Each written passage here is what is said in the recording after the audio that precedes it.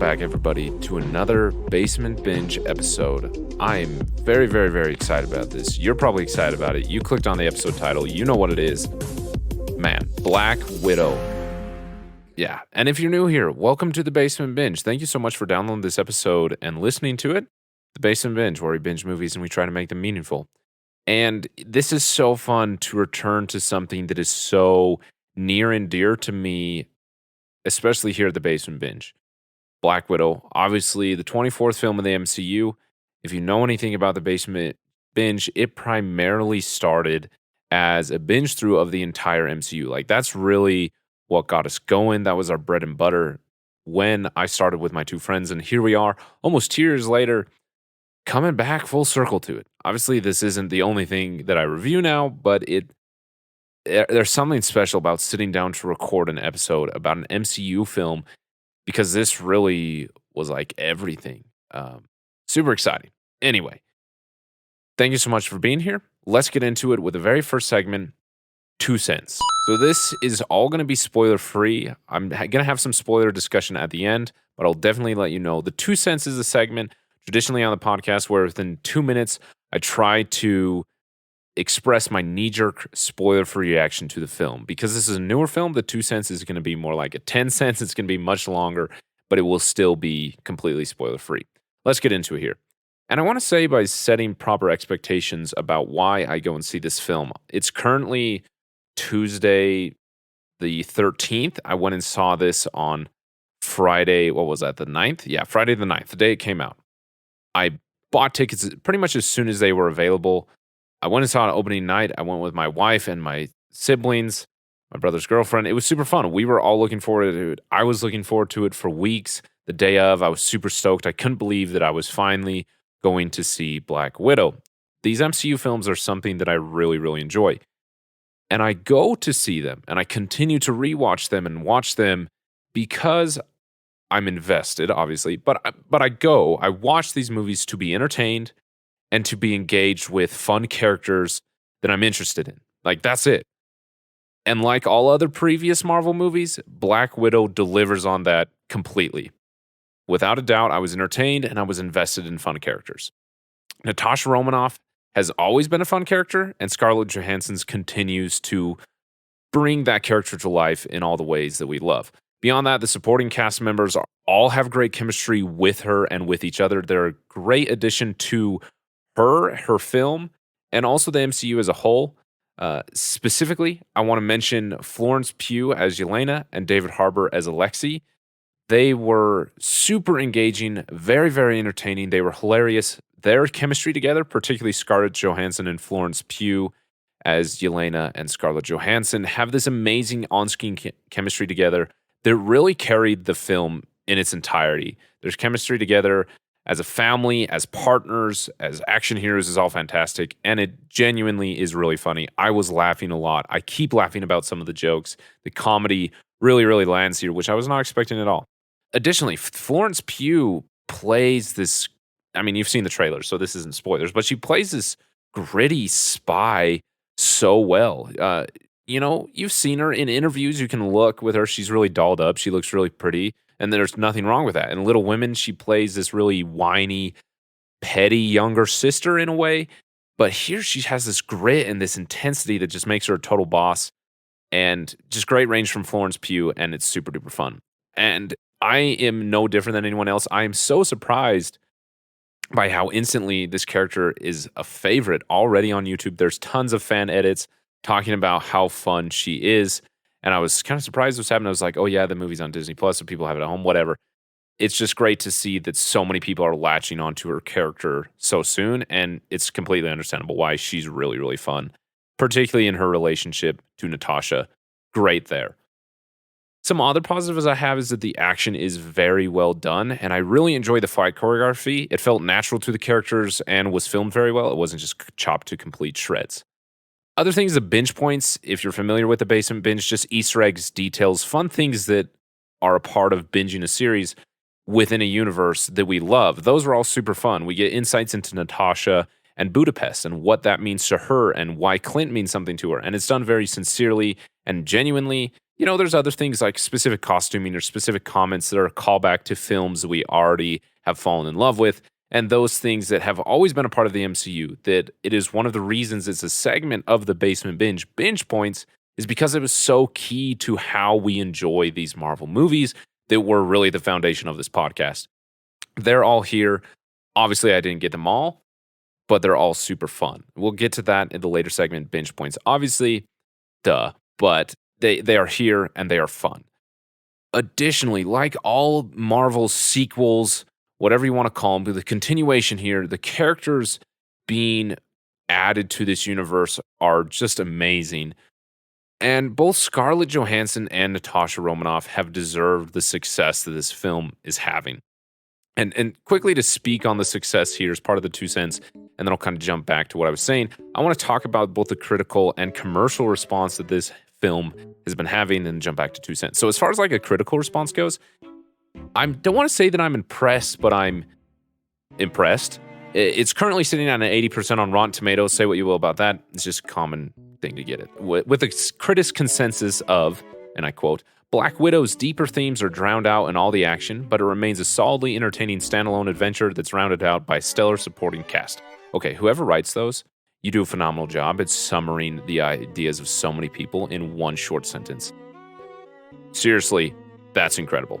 Okay, anyway, so 80% from the critics. The audience is having it sit currently, as of the time of recording, I checked, at a 92%, with the audience summary of Black Widow serves up another savory helping of the blockbuster Marvel formula with a fun family dynamic, adding extra character development in the midst of all the action. Pretty much the same ideas, but rephrased, again, very well. Both of those numbers seem high to me. Maybe it's just because people are stoked to be back at the movies, and maybe I'm kind of hinting at how I feel about the film.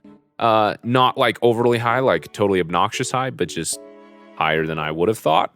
I would have thought like maybe in the 70s. Over on Letterboxd, it's similar to that. It's currently sitting at not Letterboxd, IMDb. It's sitting at a 7.3 out of 10. On Letterboxd, it's sitting at a 3.5 out of 5. Financially, this film has been really performing extremely well. In the box office, it had an $80 million opening just here in the US alone within its weekend. It's currently sitting at $165 million worldwide, and it's only been a few days. It's really approaching the other behemoths of the box office, and this is going to be a number one hit. People are going to continue to see this movie. In addition to that, it also made $60 million on Disney+. Now, if you've listened to any of the monthly updates that I had, finding out information about streaming and streaming revenue is difficult. But I can say confidently that it was a $60 million revenue income on Disney+, because Disney was so excited about how well it did on their streamer, they couldn't wait to send out email reports to all these reporters so that they could report on their success. It was such a big deal that Disney had to celebrate it by publishing a bunch of press about it. $60 million on Disney Plus is no joke. That's crazy. To compare it to, as far as like box office success goes, the Fast 9 saga, or F9, the Fast saga, whatever you want to call it, in its opening weekend made $70 million domestically. A Quiet Place Part 2, which was released kind of the beginning of this new theater experience that's happening, made $47 million domestically. And then Cruella, which had a similar, Premier Access Disney Plus release, only made $20 million in the opening. So clearly, this film financially is raking in the dough and has a good critical response. And, more power to it. Because there are things about this that are genuinely engaging. And complaints that I will get into in just a moment aside, I was excited to go see this movie. I have no regrets about going to see it. I wanted to be entertained. I wanted to be engaged in characters, and I wanted to laugh. I wanted to have a good time with my friends and family, and that's what I did. And talking to Matt and Rob from Matt Goes to the Movies and other individuals who've seen it, that's been the consensus, is that it was a fun Marvel formula film to watch about a character we all love. And then here's some complaints that kind of tag onto that sentence, varying by the individual. For the most part, it's been a great time. And I agree with that. So to keep it well-rounded, let's get into the complaints here. And we'll just get into them. I'm going to save my wrap-up thoughts for the end. Some quick-hitting complaints here. Consistently bad CGI. That's something that I really don't like about Marvel films, and it's getting on my nerves more and more, is the overuse of CGI and how plasticky it looks. I mean, there's some amazing CGI, and obviously a lot of people won't notice, but it's getting on my nerves more and more. Things in the story resolve too quickly and neatly.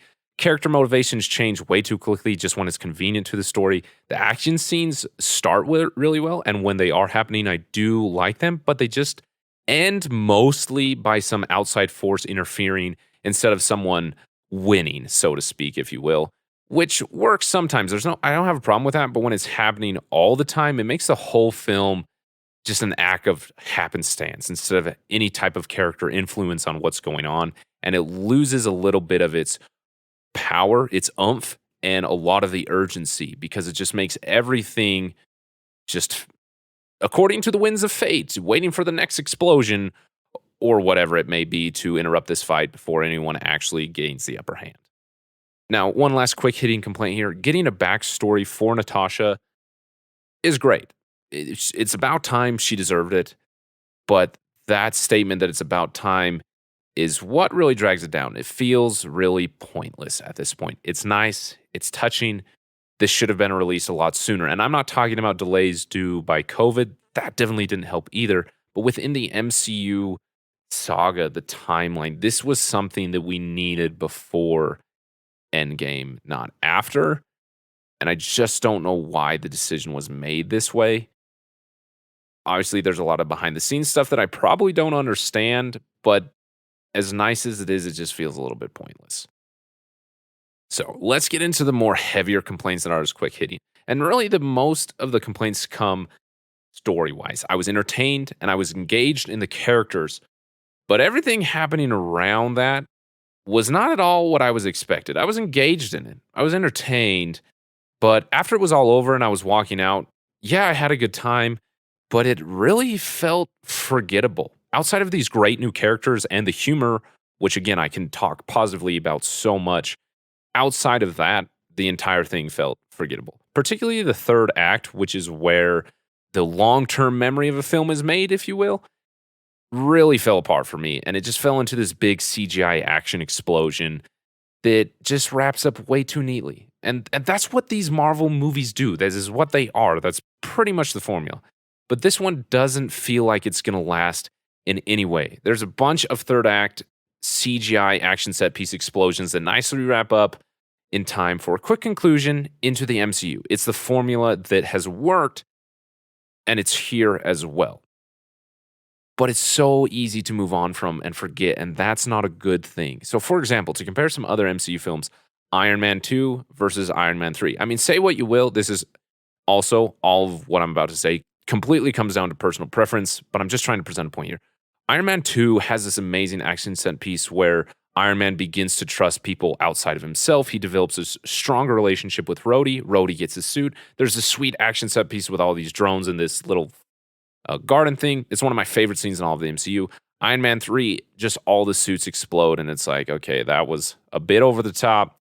Moving on to the next thing. Thor Dark World versus Thor Ragnarok. Both big CGI action set pieces, characters coming together and growing. And one of them is Thor Dark World, and the other one is Thor Ragnarok. Need I say more? And here, I'm going to compare it to Captain Marvel because that's all I have to compare to. And this is actually very similar. They definitely shared notes in class.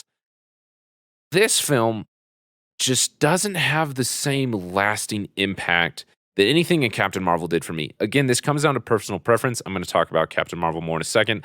I know that varies widely among fan opinion. I fall on the positive side of it, the extremely positive side of it. I know Rob, listening to this, is, rolling in his grave, if you will. Too bad he's not here to ruin it. Either way, I just felt like the conclusion was just like this big thing that went nowhere in a hurry. It didn't have much urgency, and it just ended in an explosion that wrapped up nicely. Really, the reason for that is that the story is just a constant run from the Taskmaster or the Red Room, right? Just this big bad guy that Natasha has. We've seen the trailers. Taskmaster looks sweet, and we've seen Natasha on the run. And that's really what it is. Taskmaster or the Red Room, whoever you want to say, randomly and conveniently shows up whenever the plot needs another explosion. That's really it. The story does feel self-contained in a really positive way, And I think it's really supposed to set the tone for the MCU in phase 4. It's sad that COVID messed up that entire thing, but I'm going to talk about it more in a second. Anyway, it feels a little bit too self-contained. Like they didn't want these events to bleed over too much into other things. And the continuity of all is a little bit lacking. It was completely fun in the moment, but trying to connect it too much is a bit of a stretch. And I will say, I want to speak here that I personally need to remind myself that this complaint I just addressed is always how the MCU has been. Really, outside of Infinity War and Endgame, all of the stories have been self-contained with small, thin crossing over having small effects on one another, right? Obviously, things like the blip, for example, that affects all the future films. But smaller things like Cap and Steve not talking because of Civil War leads to a weakness in Infinity War. I said Cap and Steve. I meant Cap and Iron Man. Excuse me. Thor being in space all the time, doing his own thing and kind of missing. That's there, right? It's not some like big overarching, the big bad guy from Thor Ragnarok shows up in Civil War or vice versa, right? It's just small character beats, right? Steve and Bucky being really great friends. Those type of things. It's very minimal. It is impactful, but it's minimal. And these things aren't sequels to one another. They're more just sharing existence in a neighborly way where sometimes you blow your leaves into the other neighbor's gutter and that messes with them. It really is like reading a comic. If you're familiar with reading comics, if you're familiar with the big monthly or quarterly or even yearly crossover events, this is what it's like. You read your Spider-Man line, you read your X-Men line, you read your Fantastic Four line, pick your character. They're having their experiences. Every once in a while, a character from a different line is going to show up. Every once in a while, they're going to interact. But for the most part, those events aren't going to lead over until it gets to crossover time. And then everybody gets together, the crossover finishes, and then they go their separate ways and they go back to their own experiences. It works. It's a formula that has worked for this genre of entertainment, be it paper comics or comic book movies. And I want to touch on this more at the end with spoilers, but I just need to say it here without spoilers. I've been having a hard time with the MCU lately for this reason. It's really been on my mind because of the Disney Plus shows. And part of that also is having so much time because of the delays with COVID and how the production and release schedule totally was shuffled around, where we had lots of time knowing what was coming and knowing how the things connect, all the teases and marketing to make Disney Plus feel like a important and substantial part of the MCU. We all generated these ideas. We had a lot of time to come up with ideas without any actual content to regulate those ideas in our head, and they just went wild. So when the content came, it didn't match the ideas in our head, and there's no way that it could have. And it has never been this super complex, connected thing with the big baddie showing up instantly. It's been a slow build with the individual films and stories being about the person and making them a part of that universe to show up as needed. That's it. Honestly, take a look at the MCU and tell me how The Winter Soldier, for example, Captain America, The Winter Soldier, the second film, as amazing as it is, as much as I love it, has any lasting effect on the MCU beyond Steve and Bucky's relationship and Steve and Sam's relationship. Nothing else is as substantial. Yeah, there's some smaller beats with Sharon Carter. There's some smaller beats with S.H.I.E.L.D. falling apart. But S.H.I.E.L.D. falling apart really doesn't do anything. It really doesn't even do anything for Nick Fury except for kind of shuffle him off to the side to have Iron Man take the leadership role. It's very, very small changes. It wasn't that, Hydra was the enemy in Captain America, the Winter Soldier. So now the Avengers are going to go fight Hydra. No. The Hydra was the enemy in Captain America, the Winter Soldier. So Hydra was how Age of Ultron started at the beginning, but then it became about Ultron, right? You get what I'm saying? You see where I'm going? Another example, Civil War really only gives us room to have Wakanda, to have Spider-Man, and to split up the crew to make Infinity War become a loss. And it sends Bucky to Wakanda. All of those things are fantastic. I'm so glad that all of those happened and they all needed for the expansion of the universe, but not so much for the progression of the timeline. Some things were, most of it was an expansion of the universe. And I'm glad they happened, but the continuity isn't as tight as I think so many of us, maybe just me, have made it out to be. And I'm only saying this so that I can enjoy these projects for what they are and what they have been more. I know I'm not the only one, but I think a lot of the backlash for WandaVision, for example, or even the Falcon and the Winter Soldier, yeah, there's some things about that we could talk about specifically how they didn't work. But for the whole, I think the most part was that we were wanting the multiverse to erupt from WandaVision. I mean, Thanos didn't show up in Iron Man 1. Why are we expecting these things to happen? I don't know. I'm getting ahead of myself. I want to talk about this at the end, but when you're enjoying an MCU film, whether it's Black Widow or Loki or anything else, just remember what it is.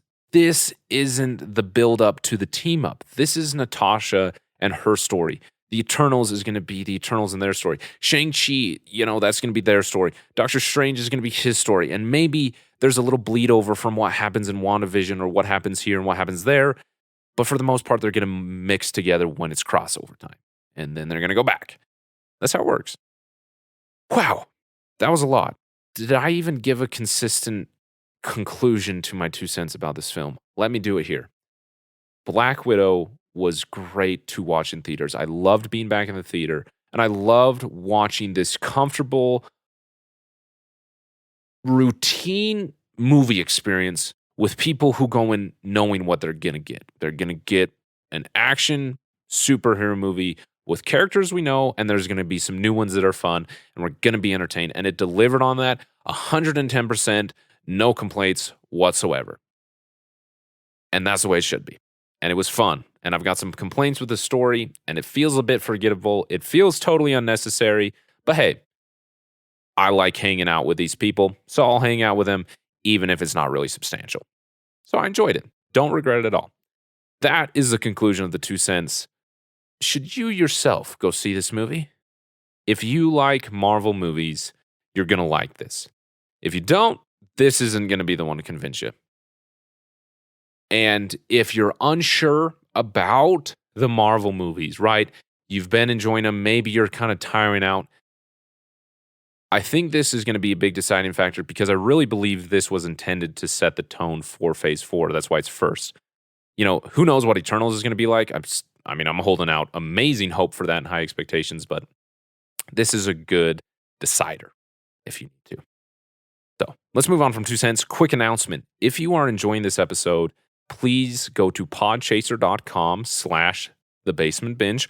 Also, in the top of the show notes, please leave a review on this episode. It doesn't even have to be a 5-star review. Obviously, I would appreciate a 5-star review, but any review at all is welcome. I just want to know how you listeners are enjoying or not enjoying these episodes so I can make more of what you like. It's for you.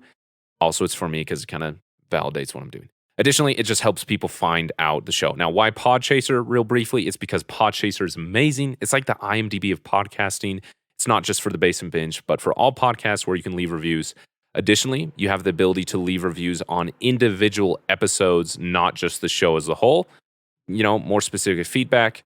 Additionally, it's in one uniform place where I can find it because the world of podcasting is a mess. You could review something where I never see it. So if you want to give me some input, you can definitely send me an email, which is also linked in the show notes, bingebasement@gmail.com, or leave a review on Podchaser. I will reply to both, and I would appreciate both. Additionally, if you leave a review on Podchaser, you'll be entered for a chance for a free screen pass every month, which will start at the end of this month. So free screen pass, which is just through Movies Anywhere here in the US, I can give you a chance to rent, so to speak, one of my movies in my collection for free. Small way that I am capable of to give back for your time, leaving a review. Once again, Podchaser, like chasing something. So that's podchaser.com/thebasementbinge. Also linked in the show notes. Thank you so much for listening. Thank you for leaving a review. On to the next segment. Pick your poison. This is the Basement Binge rating scale that we made up when starting that all revolves around how we would interact with the film after watching this first time. Bottom of the list, never watch it again. Above that, stream it on a service you're already subscribed to, looking for something to watch, and it'll fill the gap for you. Above that, rent it, be willing to pay a few bucks when the time is right. Above that, buy it, top of the list, own it, pay full price, watch as much as you want. Black Widow, where does it fall for me? And it is a stream on Disney Plus, but not for the reason of like, oh, I would only watch it if it was just filling a hole. And I have to say, for the most part, the beginning of the podcast, everything was a buy for Pick Your Poison because I'm huge into buying movies, particularly Blu-rays, physical media. It's a big hobby for me. I love movies. I like buying them, particularly collections like the MCU, all the Star Wars movies, the Indiana Jones movies, Steven Spielberg movies, Studio Ghibli movies, whatever, right? If there's a collection of films, I gotta own them all, even if there's one particular one I'm not particularly excited about. But as I get more movies, as I watch more movies, I want less and less collections, right? Pieces to complete a collection, and more a collection of a bunch of individual things that I really enjoy, if that makes sense. Part of that is just my interest and taste evolving. Also, part of it is the financial side of it. Buying movies is not cheap. And as much as I enjoyed Black Widow, as much as I would watch it again in the right circumstances, in the right company, $30 for that is a lot, especially when it's already on Disney Plus. Like, why spend the $30 when I don't need to? And that's just like a totally different topic about streaming entirely. So I'm getting into the weeds to bring it back to Pick Your Poison. Somewhere between a stream and a rent, I would watch this again under the right circumstances. I have no objections to it, but for the most part, it's not one in the MCU that I'm going to be really keen to revisiting. I would never have a problem with revisiting it, but it's not going to be through my own efforts. It'd have to be with a group of other people. But watching it the first time, totally recommend. Like, it's not one of those that's like, oh, why'd I waste my time on that? It didn't feel like a waste of time at all. It's just the rewatchability of it isn't as strong for me, but the initial watchability, strong. They're lifting weights there. Anyway, that was a dumb analogy. On to the next segment, Live Up. This is where I talk about, with it being a new film, what my expectations were for the film and if it lived up to them. Obviously, that's where it gets the name. And the expectations I had for this mostly were based off of Captain Marvel. And maybe that was unfair, but hear me out. This doesn't feel anything like Captain Marvel, just to begin with. But Captain Marvel, maybe should have flipped places with this. I'm not sure. Either way, Captain Marvel, again, has a total mixed bag when it comes to fan rating. But for me, it's fantastic. I love it.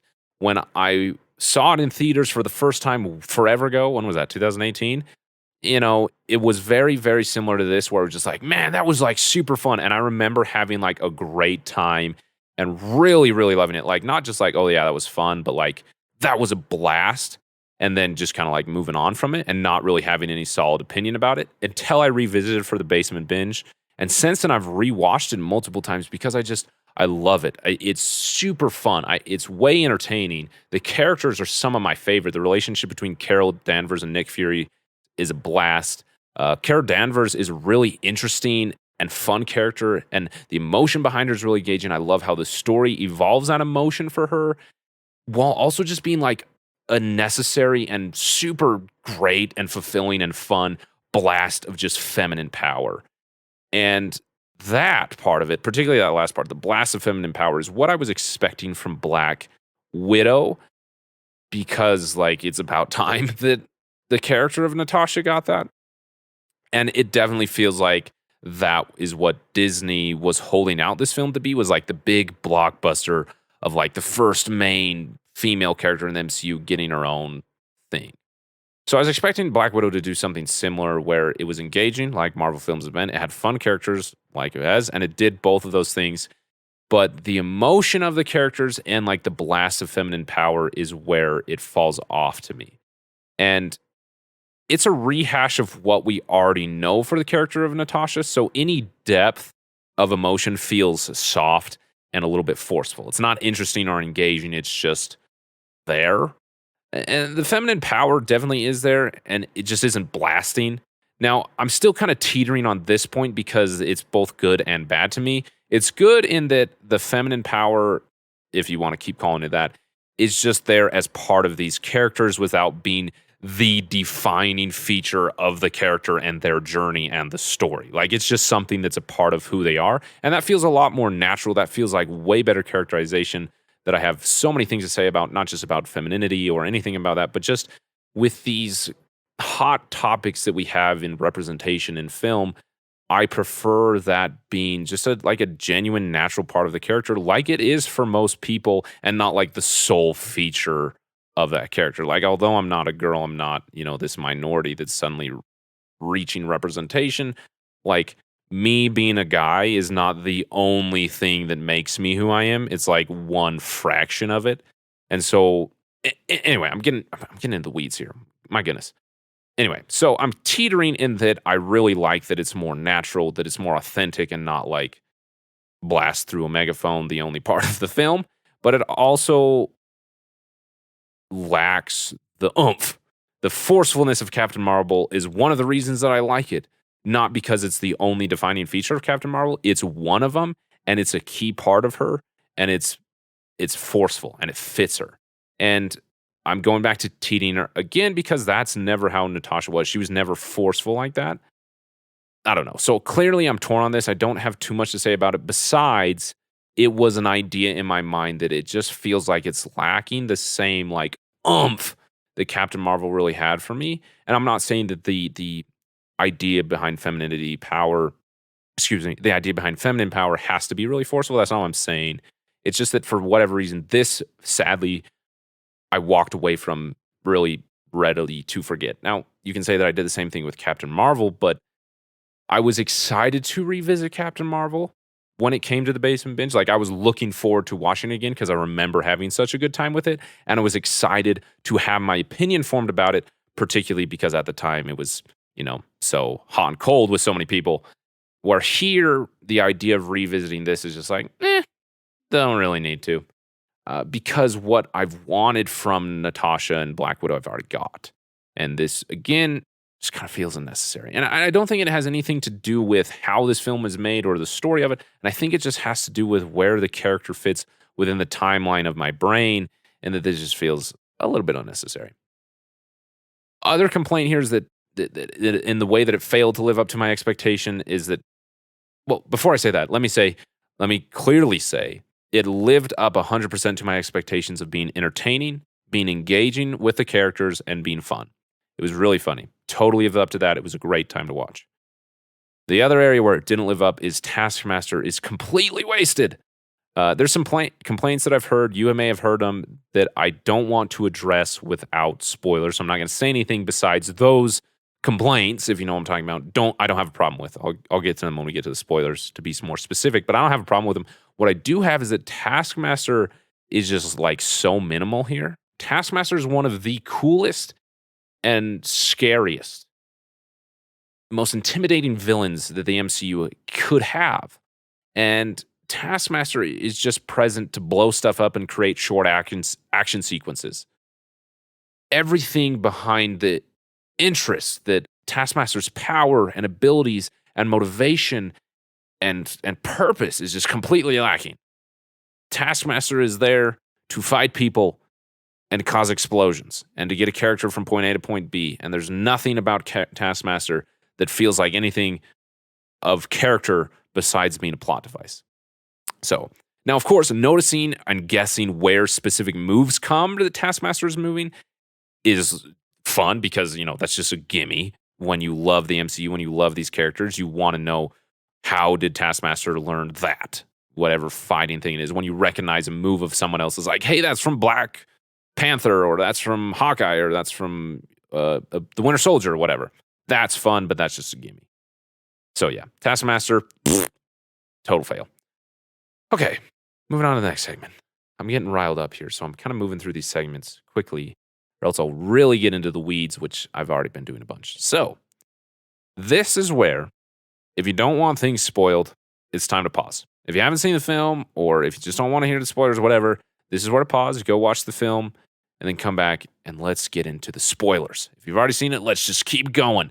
The next segment would be binge points, the Easter eggs, details, those types of things. We're about to do that, but I just want to talk about Live Up, particularly Taskmaster, with the spoilers. Okay, so once again, spoiler warning. Taskmaster being a girl, I have no problem with. Taskmaster being redeemed at the end of the film, I also don't have a problem with. It just shouldn't been. It just should not have been at the end of this film. It should have been after 3, 4, or 5 films with Taskmaster, where that person felt like a character and not just like a copy and paste of comic knowledge character, right? Like that. If I didn't know anything about Taskmaster outside of this movie, what a boring villain. What a boring character. It's what I wanted out of Taskmaster that makes the small parts of her engaging. I've got no problem with her being a girl. It's sweet. That's awesome. I'm all for that stuff. Literally didn't even think about it in the movie besides, oh, she's a girl. But there was nothing about Taskmaster that was like, why is Taskmaster doing this besides just, brainwash, brain manipulation? How lame. For such a cool character of Taskmaster that literally takes down the Avengers multiple times in other Marvel content. What a waste. Anyway, that's enough about that. It really bothers me if you can't tell. Binge points, Easter eggs, details, fun details about the film that I want to mention. This was like the heart and gold of these MCU films we did early on the podcast.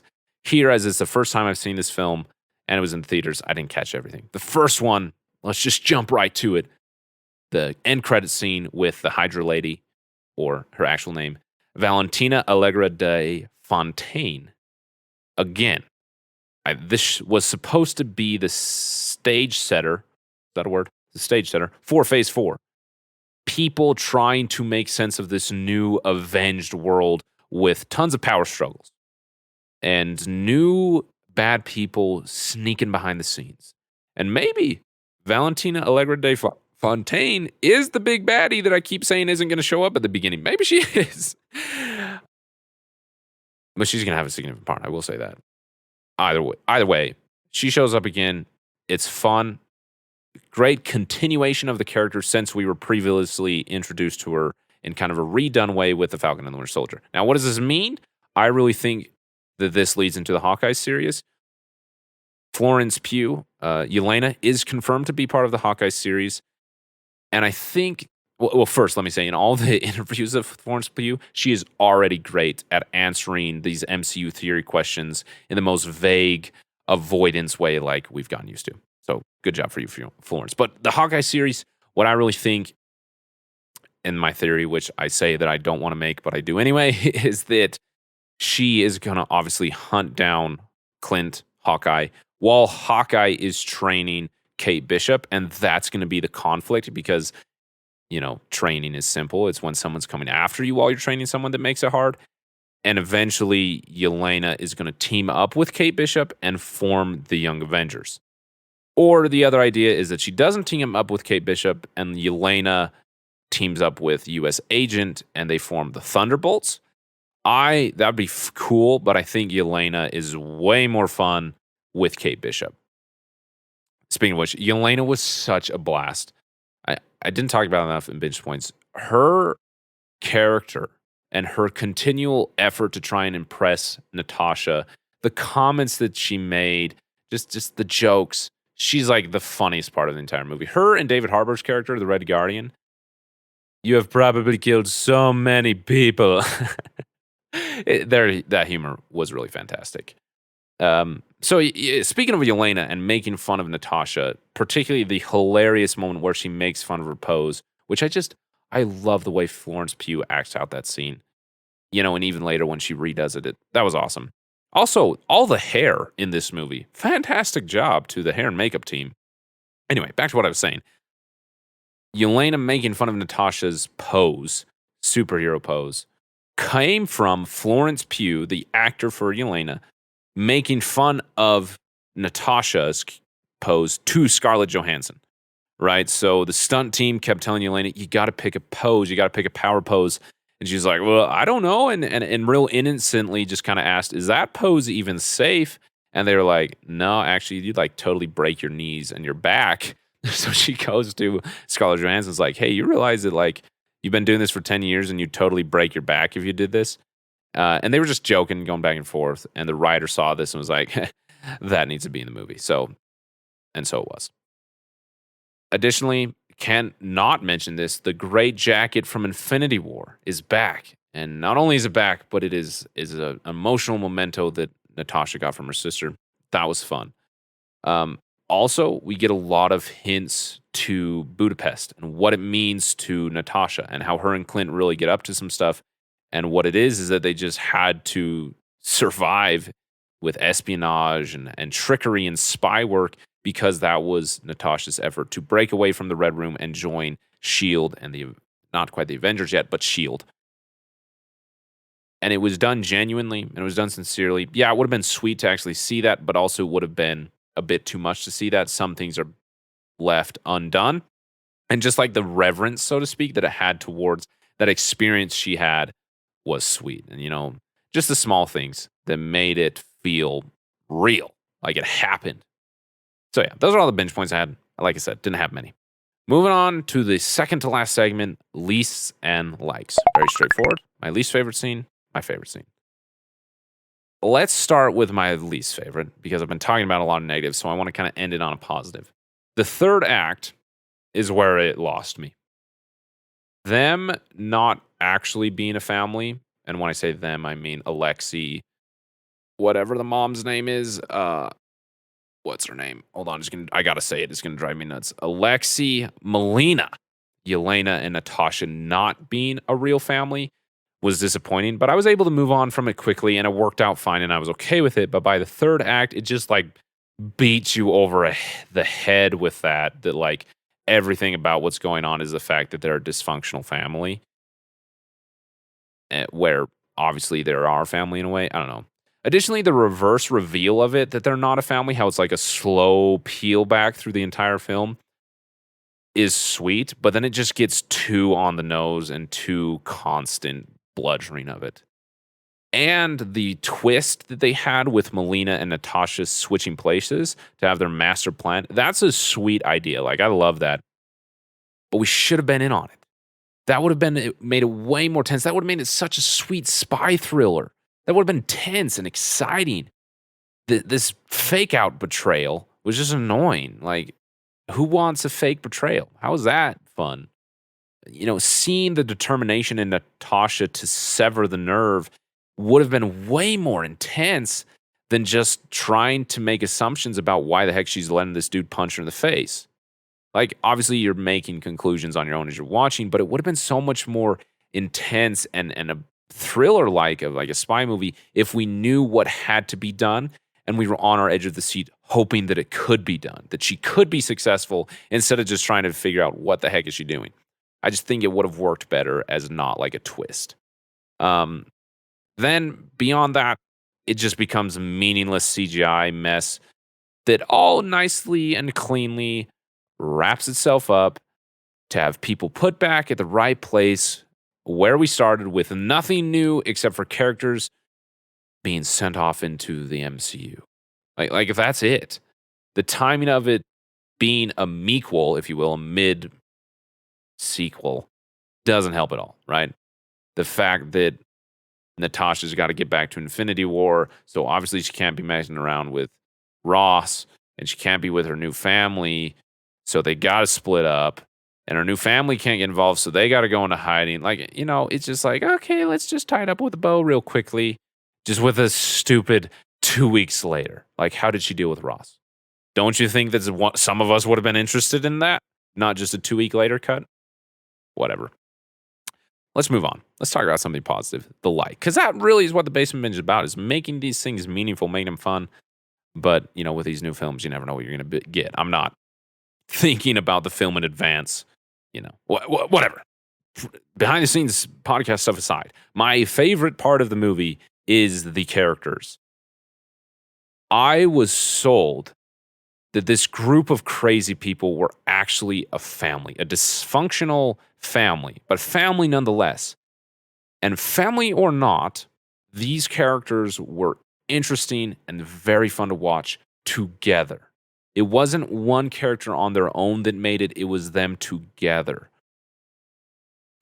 When we get David Harbour's character Alexei or the Red Guardian in prison, I couldn't wait for him to get out to be with Natasha and Yelena. Like, that was the fun part. And the subtlety at the start of the film was great. And it eventually was lost, like, completely. But the engagement I had in the fun and the humor of the characters, the idiosyncrasies of them, and almost the stupidity of them, and just like the lightheartedness of the humor, I never lost the engagement in that. So, additionally, the first act with the globe trotting and winding up of all the characters together was the best part of the film for me. I really, really enjoyed that, and it sadly just kind of fizzled out from there. So that's my favorite part. Definitely the characters, without a doubt. Yelena, Alexei, they've got to be a part of the MCU much longer.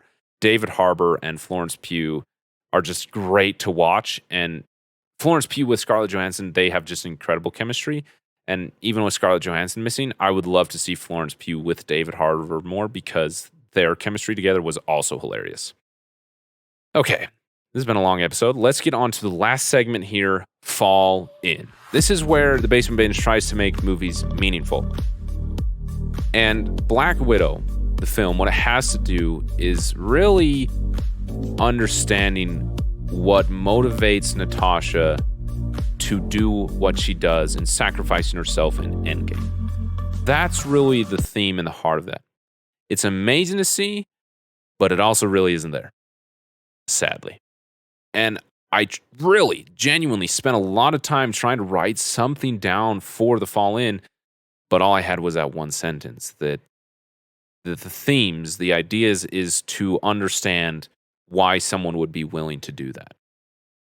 But it's just not there.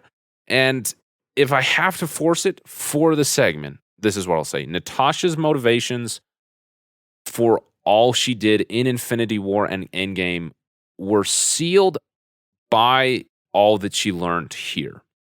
If she wasn't to the point where she would have done that, this is what got her here.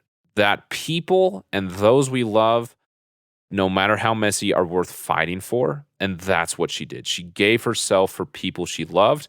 And it took a little bit of breaking down for her to be willing to admit that she really does love people, Avengers or crazy Russians, doesn't matter.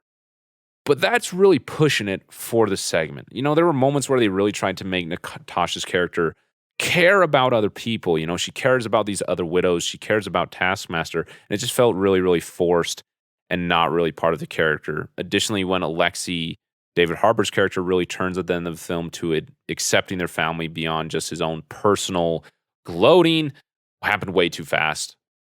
So a lot of it just feels forced for this segment. So with that in mind, to pull from the notes of the Fast and Furious episodes, which you should check out if you enjoy those films, let's kind of adjust this to franchise inquiry.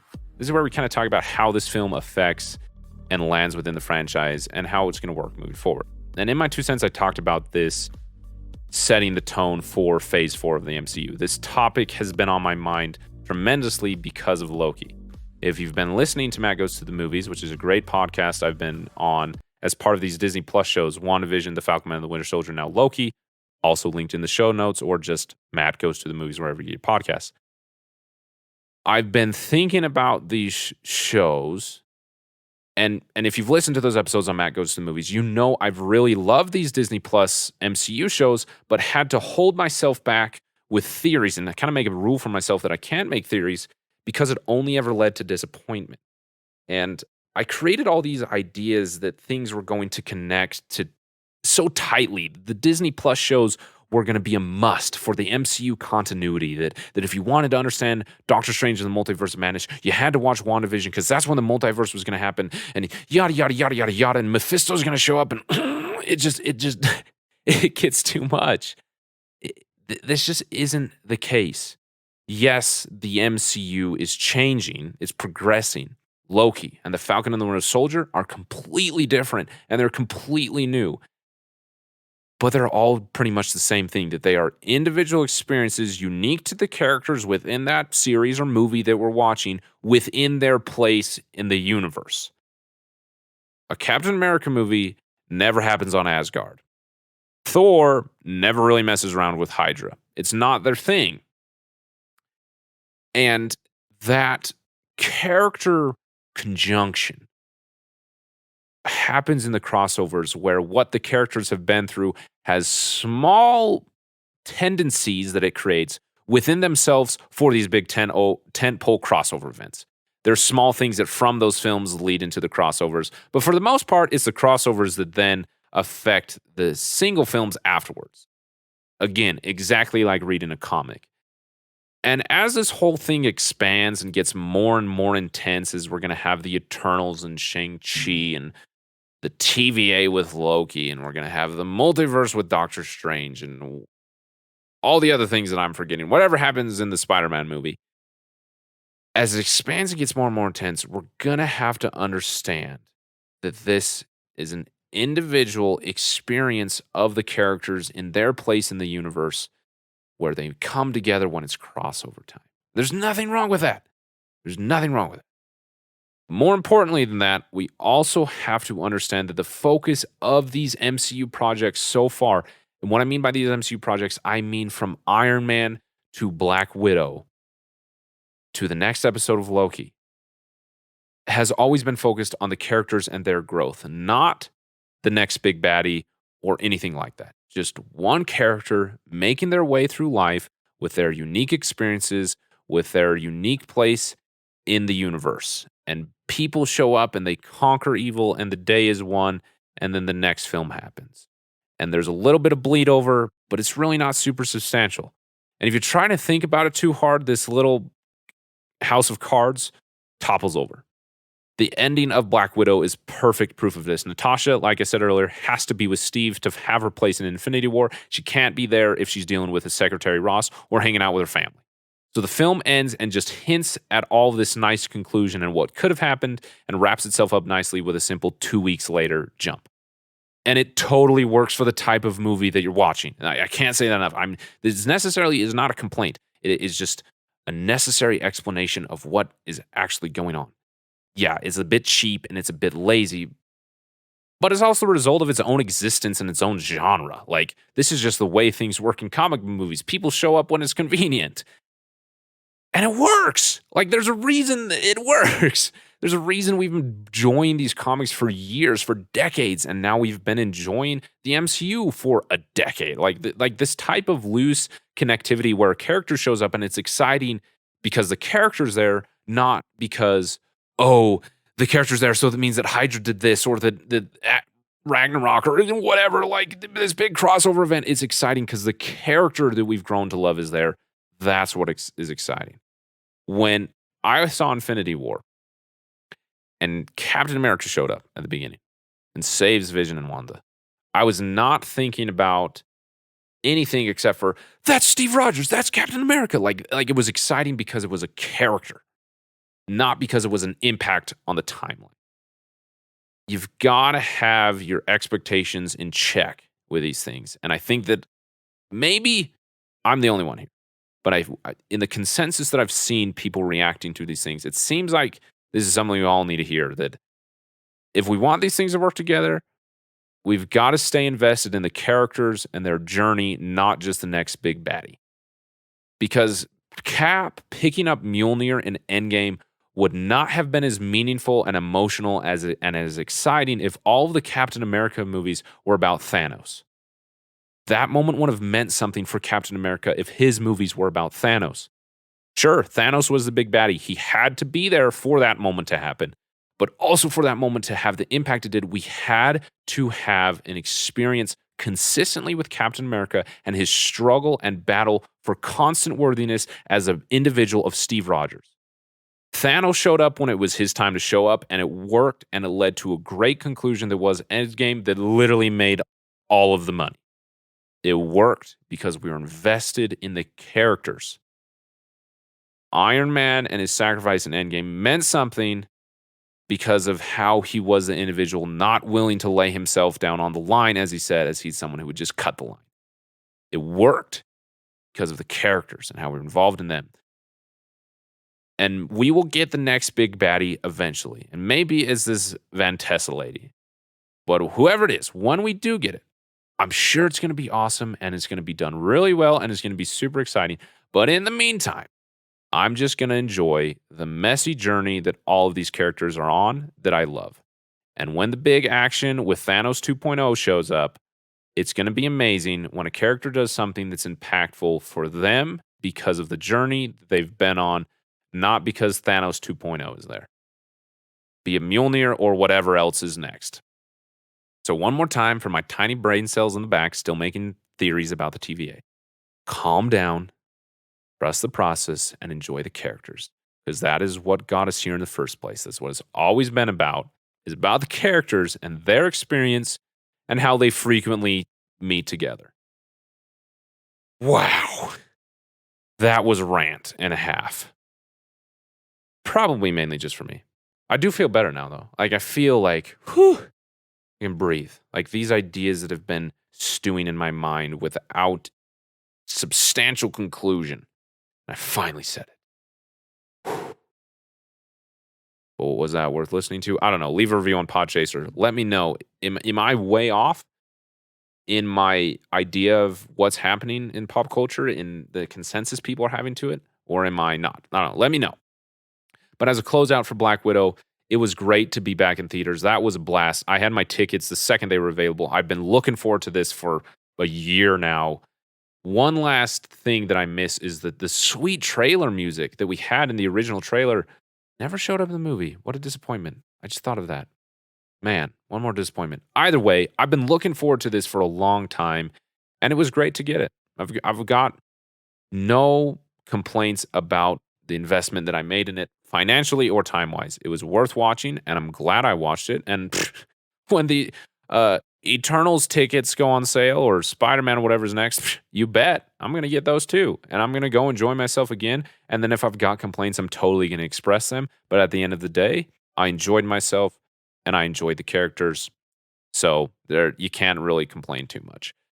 I just had to get all those things off my chest. So thank you so much for listening. Even if you completely disagree with me, I'd love to know. In your review on Podchaser, in an email, let me know what you thought. Have you been making crazy theories about the MCU, or have you been invested in the characters all along?